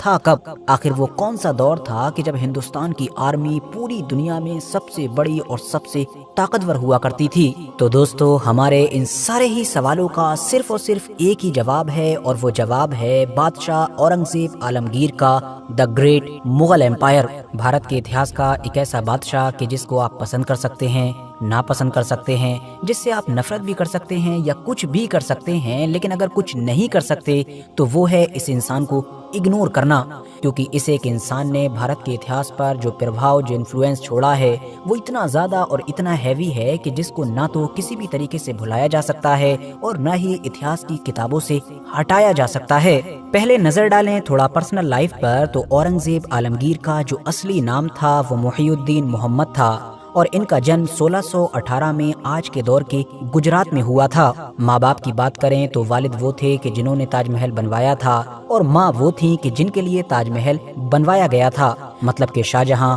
और मुमताज महल। औरंगजेब आलमगीर ने 31 जुलाई 1658 को अपने फादर शाहजहां के बाद छठे मुगल बादशाह के तौर पर गद्दी संभाली, और फिर ये गद्दी 1707 मतलब अगले 50 साल तक सिर्फ औरंगजेब आलमगीर के पास ही रही। और इस तरह से पूरे ही इतिहास में किसी भी एक शासक के द्वारा हिंदुस्तान पर सबसे लंबे वक्त तक राज करने का रिकॉर्ड भी बादशाह औरंगजेब आलमगीर के खाते में गया, क्योंकि कोई भी शासक इतिहास में न तो पहले ऐसा कर सका था और न ही औरंगजेब आलमगीर के बाद में ऐसा हो सका। वैसे ये गद्दी हासिल करने की कहानी भी बड़ी ही अजीबो गरीब और खून से रंगी हुई है, क्योंकि औरंगजेब आलमगीर के अलावा इस गद्दी के शाहजहां के 3 और बेटे भी दावेदार थे, और ये चारों ही भाई आइडियोलॉजिकली मतलब के सोच विचार के मामले में एक दूसरे से बिल्कुल अपोजिट थे।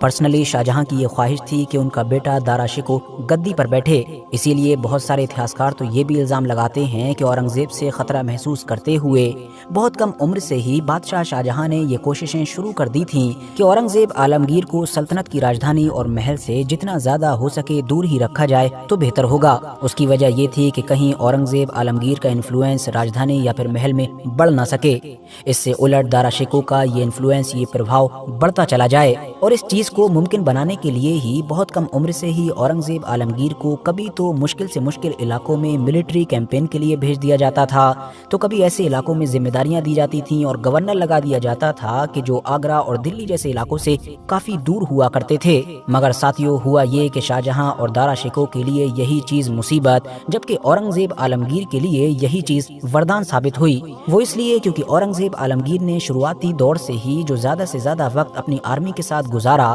और मुश्किल से मुश्किल इलाकों में जो कैंपेन की, इस चीज ने औरंगजेब आलमगीर को मिलिट्री के फील्ड में जीनियस बना दिया। नतीजा ये हुआ कि 1658 में जब फाइनली गद्दी हासिल करने के लिए जंग शुरू हुई, तो फिर इन भाइयों में से कोई भी औरंगजेब आलमगीर के सामने टिक ही नहीं सका। किसी ने बड़े बड़े पैतरे अपनाए, तो कोई बाहर से फौज लेकर आया, तो किसी के पास शाही फौज का पूरा सपोर्ट था, सारे हथियार थे, लेकिन उसके बावजूद भी औरंगजेब आलमगीर ने बारी बारी से अपने सारे ही भाइयों को हराकर खत्म कर दिया। और इस तरह से अगले 50 साल तक लगातार कायम रहने वाला बादशाह औरंगजेब आलमगीर का दौर शुरू हुआ। वैसे वर्थ नोटिसिंग बात यह है कि अगर आप लोग गूगल या फिर चैट जीपीटी जैसी किसी भी जगह पर जाकर ये सवाल पूछेंगे پوچھیں گے کہ بھارت کے پورے اتہاس کا سب سے طاقتور بادشاہ کون تھا، اسٹرانگسٹ ایمپرر کون تھا، تو سیدھا سا جواب آپ کو اورنگزیب عالمگیر کے ہی روپ میں ملے گا۔ اس کے پیچھے کئی آبویس ریزنز بھی ہیں، جیسا کہ ہم پہلے ہی جان چکے ہیں کہ اورنگزیب عالمگیر نے سب سے لمبے وقت تک گدی سنبھالی، اور اس کے علاوہ اسی دور میں ہی مغل امپائر کی جو سیمائیں تھیں، جو سرحدیں تھیں، وہ اتنی تیزی کے ساتھ بڑھنا شروع ہوئیں کہ اتنے بڑے علاقے پر یہ راج قائم ہو گیا تھا کہ جتنے بڑے علاقے پر پہلے بھارت کے کسی بھی شاسک نے راج نہیں کیا تھا۔ ایون آج کے دور میں میڈیا یا سوشل میڈیا کے اوپر ہم جس اکھنڈ بھارت کے کانسیپٹ کے بارے میں پڑھتے، سنتے اور دیکھتے رہتے ہیں، وہ اکھنڈ بھارت بھی اگر کسی دور میں واقعی پاسبل ہوا تھا تو وہ دراصل اورنگزیب عالمگیر کا یہی دور تھا کہ جب ہندوستان کی سیمائیں آج کے افغانستان کے کابل سے لے کر نیچے تمل ناڈو تک پھیلی ہوئی تھی۔ ملٹری تو سب سے بڑی اور سب سے اسٹرانگ تھی ہی، جبکہ اکانومی کا بھی حال یہ تھا کہ پوری دنیا کی جو اکانومی تھی اس میں سے 25% شیئر تو صرف اور صرف مغل امپائر کا تھا۔ مطلب پوری دنیا میں جتنی دولت موجود تھی اس میں سے 25% کے قریب دولت اس دور میں صرف ہندوستان کے اسی مغل امپائر کے پاس موجود تھی۔ دنیا کے پورے ٹریڈ پر بھی بھارت کی ہی توتی بولا کرتی تھی، چاہے ایگریکلچر کا فیلڈ ہو، ٹیکسٹائلز ہو، اسپائسز ہو، سلک ہو، ہر چیز میں ہی سب سے آگے بھارت کھڑا ہوا نظر آتا تھا۔ اب ویسے تو ہمیشہ اورنگزیب عالمگیر کو بھی بالکل ویسے ہی یاد کیا جانا چاہیے تھا کہ جیسے دنیا کے بڑے بڑے مشہور یا پھر ہندوستان کے بھی بڑے بڑے اور مشہور حکمرانوں کو یاد کیا جاتا ہے۔ مطلب ان کی 5 کوالٹیز یعنی اچھی چیزیں گنائی جاتی اور 5 بری چیزیں گنائی جاتی، مطلب کہا جاتا کہ ان کے دور میں یہ کام اچھے ہوئے اور ان کے دور میں یہ کام غلط ہوئے۔ لیکن بادشاہ اورنگزیب عالمگیر کے کیس میں تو کچھ اور ہی چل رہا ہے۔ خاص طور سے پچھلے کچھ سالوں سے تو بادشاہ اورنگزیب عالمگیر کا استعمال راجنیتک طور پر خوب کیا گیا ہے۔ ہر سال سنیما ہال میں بھی ایک نہ ایک ایسی نئی فلم ریلیز کر ہی دی جاتی ہے جس میں ولن کا نام ہوتا ہے بادشاہ اورنگزیب عالمگیر، اور پھر پوری فلم میں بس یہی میسج دیا جاتا ہے کہ یہ جو اورنگزیب عالمگیر نام کا بادشاہ تھا، اس کے اندر تو اگر 10 چیزیں تھیں تو وہ ساری بری کی بری تھیں، اس انسان کے اندر تو کوئی بھی خوبی ہو ہی نہیں سکتی تھی۔ اور اس سے الٹ اس کے مقابلے میں اس دور میں کھڑے ہونے والے جتنے بھی لوگ تھے ان کے اندر تو ساری کی ساری خوبیاں تھیں، کوئی برائی ہو ہی نہیں سکتی تھی۔ اور ساتھ ہی میں اس پورے میٹر کو پھر ہندو مسلم کا اینگل بھی دیا جاتا ہے تاکہ جو مین مقصد ہے، مطلب کہ نفرت پھیلانا، وہ کامیاب ہو سکے۔ لیکن اگر آپ لوگ ان تمام چیزوں کی چھان بین لاجیکل وے میں کریں گے اور ان تمام چیزوں کو اتہاسک طور پر دیکھیں گے تو آپ کو پتا چلے گا کہ ایسا تو کچھ تھا ہی نہیں کہ جو ہم کو بتایا جاتا ہے، بلکہ وہاں تو کچھ اور ہی چل رہا تھا، اور وہ جو سب کچھ تھا وہ اپنے ذاتی فائدے کے لیے، اپنی سلطنتوں اور اپنی ریاستوں کے لیے یا اپنے پولیٹیکل فائدے کے لیے تھا۔ مثال کے طور پر بادشاہ اورنگزیب عالمگیر کے اوپر اپنے دور میں بہت سارے مندروں کو توڑنے کا حکم دینے کا الزام لگایا جاتا ہے، اور اس بات میں کوئی شک بھی نہیں ہے کہ بادشاہ اورنگزیب عالمگیر کے حکم پر کچھ مندروں کو توڑا گیا تھا، اور اس بات میں بھی کوئی شک نہیں ہے کہ وہ چاہے اورنگزیب عالمگیر ہو یا دنیا کا کوئی بھی حکمران ہو، اس کی طرف سے کسی بھی ریلیجیس پلیس کو، کسی بھی دھارمک جگہ کو توڑنا یا اس کو نقصان پہنچانا بہت بڑا اپرادھ ہے۔ لیکن ایک اپرادھ، ایک گناہ تو یہ بھی ہے کہ جو لوگ سوشل میڈیا پر آپ کو یہ سب کچھ بتا رہے ہوتے ہیں وہ دراصل یہ نہیں بتا رہے ہوتے ہیں کہ ٹوٹنے والے مندروں سے بڑی لسٹ تو ان مندروں کی ہے کہ جن کو یا تو اورنگزیب عالمگیر کی طرف سے زمین دان کی گئی تھی، یا پھر اس کو بنانے کے لیے بہت بڑی رقم دی گئی تھی، یا پھر اس کی فنڈنگ کی گئی تھی، جس میں بنارس، ورنداون اور گجرات جیسے بڑے بڑے نام بھی شامل ہیں۔ اور تو اور وہ لوگ آپ کو یہ بھی نہیں بتا رہے ہوتے ہیں کہ اتہاسک کتابوں میں تو کچھ ایسی خاص مسجدوں کا بھی ذکر ہے کہ جن کو اورنگزیب عالمگیر کے حکم پر توڑا گیا تھا۔ ہمیں اندازہ ہے کہ آپ لوگ کنفیوز ہو رہے ہوں گے کہ آخر یہ کیسے ہو سکتا ہے کہ ایک ہی انسان مندر توڑواتا بھی ہے، بنواتا بھی ہے، مسجد توڑواتا بھی ہے اور اس سے زیادہ مسجدیں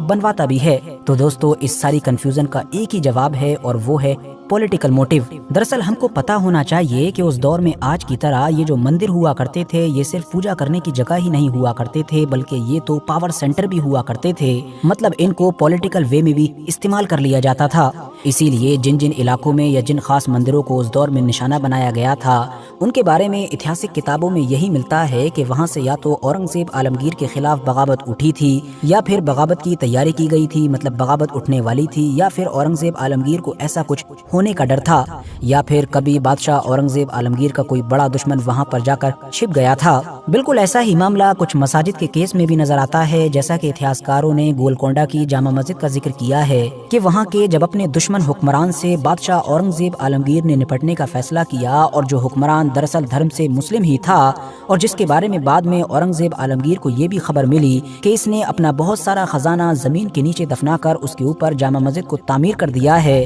تو پھر یہاں کے علاقے کو فتح کرنے کے بعد، یہاں کے علاقے کو کنٹرول میں لینے کے بعد اورنگزیب عالمگیر کے اشارے پر اس جامع مسجد کو بھی توڑا گیا تھا، جبکہ ہمیں پتہ ہونا چاہیے کہ یہ وہی بادشاہ تھا کہ جس کے اشارے پر بھارت کے الگ الگ علاقوں میں بے شمار مسجدیں تعمیر بھی ہوئی تھیں۔ بالکل ایسے ہی برہان پور کی ایک شیخ پیر محمد موس کا بھی ذکر ملتا ہے، جس کو بادشاہ اورنگزیب عالمگیر کی فوج نے پولیٹیکل موٹیوز کی وجہ سے نشانہ بنایا۔ اور تو اور آپ میں سے شاید بہت سارے لوگوں کو جان کر حیرانی ہوگی کہ جس مراٹھا امپائر کو مغل امپائر کے سامنے کھڑا کر کے پھر فلمز کے اندر ہندو مسلم کا رنگ دیا جاتا ہے، اس مراٹھا امپائر کی طرف سے بھی اتہاس میں کئی مندروں کو نشانہ بنائے جانے کا ذکر ملتا ہے، اور ظاہر ہے یہ سب کچھ بھی اپنے اپنے پولیٹیکل موٹیوز کے لیے ہو رہا تھا۔ مثال کے طور پر 1740 سے لے کر 1750 کے بیچ مراٹھا امپائر کی طرف سے جو بنگال میں ریڈز کی گئی تھیں، ان ریڈز میں کچھ مندروں کو لوٹنے، ان کو نشانہ بنانے یا ان کو ڈسٹرائے کرنے کا ذکر ملتا ہے۔ بلکہ ابھی رکیے، اس سے بھی زیادہ حیران کر دینے والی بات آپ کو بتا دیتے ہیں کہ کسی دور میں جب مراٹھا امپائر حیدر علی اور ٹیپو سلطان کی جو میسور ریاست تھی اس پر ریڈز کر رہا تھا، مطلب اس کو فتح کرنے کی یا اس کو ہرانے کی کوشش کر رہا تھا، تو اس دور میں میسور ریاست کے بھی کئی مندروں کو مراٹھا امپائر کی فوجوں کے دوارا نشانہ بنایا گیا تھا۔ مطلب سوچئے کہ یہ کتنی عجیب بات ہے کہ دو مسلم حکمران مطلب کہ حیدر علی اور ٹیپو سلطان کو نیچا دکھانے یا ان کو ہرانے کے لیے ان کی ریاست کے مندروں کو نقصان پہنچایا جا رہا تھا۔ دوسری طرف یہ دو حکمران اپنی ریاست اور اپنی عزت کو بچائے رکھنے کے لیے ان مندروں کی حفاظت کر رہے تھے۔ ساتھیوں، بالکل اسی طرح سے ہی یہ بھی دعوے کیے جاتے ہیں کہ بادشاہ اورنگزیب عالمگیر کے دور میں بہت سارا بھید بھاؤ ہوتا تھا، مطلب پورے بھارت میں صرف ہندو مسلمان ہی چل رہا تھا، اس کے علاوہ تو مانو کچھ تھا ہی نہیں، جبکہ حقیقت تو یہ ہے کہ اس دور میں بادشاہ اورنگزیب عالمگیر کے محل میں یا باقی ایڈمنسٹریشن میں بھی جو بڑی بڑی پوزیشنز تھیں، جو بڑی بڑی گدیاں تھیں، ان پر بے شمار ہندو لوگ بیٹھے ہوئے تھے۔ خود انگریز اور ہندو اتہاسکاروں نے بھی یہ نمبر لگ بھگ 30 سے 35% کے قریب مانا ہے، جو مغل سلطنت کے اس دور سے بھی زیادہ تھا کہ جس دور میں گدی پر ایک سیکولر چھوی رکھنے والا بادشاہ اکبر بیٹھا ہوا کرتا تھا۔ اس دور کی مغل امپائر کی جس بڑی اکانومی کے بارے میں ہم نے شروع میں جانا، کیا آپ لوگوں کو پتا ہے کہ اورنگزیب عالمگیر کے دور میں مغل امپائر کی اس بڑی اکانومی کی دیکھ بھال کون کر رہا تھا؟ مطلب دوسرے شبدوں میں کہیں تو بادشاہ اورنگزیب عالمگیر کا فائنانس منسٹر کون تھا؟ تو اس کا سیدھا سا جواب ہے راجہ رگھوناتھ رائے۔ ہاں دوستو، ایک ہندو۔ اتنا ہی نہیں، باقی پوزیشنز اور گدیوں کو تو چھوڑ ہی دیجئے، بلکہ ملٹری جو کسی بھی سلطنت کی سب سے اہم چیز ہوا کرتی تھی، اس ملٹری کے بھی بڑے بڑے پدوں پر بے شمار ہندو لوگ بیٹھے ہوئے تھے۔ اورنگزیب عالمگیر کی پوری زندگی میں، پورے دور میں، وہ چند ملٹری کمانڈرز اور وہ چند ملٹری جنرلز کے جو اس دور میں سب سے زیادہ کامیاب اور سب سے زیادہ ہوشیار مانے جاتے تھے اور جن کے اوپر اورنگزیب عالمگیر نے سب سے زیادہ بھروسہ کیا تھا، ان میں کئی نام ہندو ہوا کرتے تھے، جس میں رام سنگھ، راجہ رام سنگھ فرسٹ، راجہ رام سنگھ ٹو اور مہاراجہ شاہو سنگھ جیسے بے شمار نام شامل ہیں۔ جس ملٹری کمانڈر نے کسی دور میں شیواجی کو کیپچر کر کے اورنگزیب عالمگیر کے محل میں پیش کیا تھا، وہ بھی دراصل انہی ہندو ملٹری کمانڈر میں سے ایک انسان تھا۔ مراٹھا امپائر کے خلاف جو پوری کیمپین چلائی گئی تھی اور بڑے بڑے علاقوں کو جیت کر جو مغل امپائر میں ملایا جا رہا تھا، اس میں یہ سارے ہندو ملٹری کمانڈرز بھی سب سے اہم رول پلے کر رہے تھے۔ بالکل اسی طرح سے مراٹھا امپائر کے اتہاس میں بھی آپ لوگوں کو مسلم ملٹری کمانڈرز کا ذکر مل جائے گا کہ جو مغلوں کے خلاف لڑ رہے تھے، اور ایسی فوجوں کا بھی ذکر مل جائے گا کہ جو تھی تو مسلم لیکن مراٹھا امپائر کے ساتھ کھڑی ہوئی تھیں یا پھر ان کے اندر مرج ہو کر ہی مغلوں کے خلاف لڑ رہی تھیں۔ آخر میں جہاں تک معاملہ بچتا ہے اپنے بھائیوں کو قتل کر کے گدی حاصل کرنے کا، تو ظاہر سی بات ہے یہ ویسے تو بہت خطرناک چیز ہے، اور جب بھی ہم لوگ سنتے ہیں تو آج کے دور میں تو خاص طور سے ہم لوگوں کی روح کانپ جاتی ہے، لیکن معاملہ یہ ہے کہ اس دور میں یہ چیز کوئی یونیک نہیں تھی، بلکہ باقی سلطنتوں، باقی حکومتوں اور باقی امپائرز میں بھی گدی حاصل کرنے کے لیے یہی سب کچھ چل رہا تھا، وہ چاہے مسلم دنیا کی ہی سپر پاور مانا جانے والا اوٹومن امپائر ہو، یا پھر بھارت کی زمین پر ہی ہزاروں سال پہلے وجود رکھنے والا وہ موریہ امپائر ہو، کہ جس کے حکمران، جس کے شاسک اشوکا، کہ جس کو عام طور پر اشوکا دی گریٹ کے نام سے بھی جانا جاتا ہے، جس کے شاسک اشوکا نے گدی حاصل کرنے کے لیے اتہاسکاروں کے مطابق اپنے لگ بھگ 99 بھائیوں کو قتل کر ڈالا تھا۔ اب ظاہر ہے اس نمبر کے آگے تو اورنگزیب عالمگیر جیسے حکمران دور دور تک کہیں نہیں ٹکتے ہیں۔ ویسے یہاں پر ایک انٹرسٹنگ بات یہ ہے کہ بھارت کے اتہاس میں جس ایک حکمران کو بادشاہ اورنگزیب عالمگیر کی ٹکر کا مانا جاتا ہے یا جس کو اورنگزیب عالمگیر کے مقابلے میں رکھا جاتا ہے، وہ حکمران بھی کوئی اور نہیں بلکہ یہی اشوکا دی گریٹ ہیں۔ بلکہ بے شمار ایسے لوگ کہ جو دن رات سوشل میڈیا پر اورنگزیب عالمگیر کے خلاف لکھتے رہتے ہیں، وہ نہ صرف اشوکا کو اورنگزیب عالمگیر سے زیادہ طاقتور اور کامیاب ثابت کرتے ہیں بلکہ اس کی تعریفیں بھی کرتے ہیں، جبکہ ان کو اس بات کا اندازہ نہیں ہوتا ہے کہ وہ 3 کے مقابلے میں 99 کو بھول چکے ہیں۔ ویسے یہاں پر ہمارا مقصد اتہاس کے کسی بھی ایک حکمران کی ایک طرفہ برائی کرنا یا ایک طرفہ تعریف کرنا نہیں ہے، بلکہ صرف آپ لوگوں کو اتنا سمجھانا ہے کہ آنکھوں سے ہندو مسلم کی جو نفرت کا چشمہ ہے اس کو ہٹا کر دیکھیے تو آپ کو محسوس ہوگا کہ اتہاس میں پائے جانے والے یہ جتنے بھی حکمران تھے ان میں سے کوئی بھی کسی سے کم نہیں تھا۔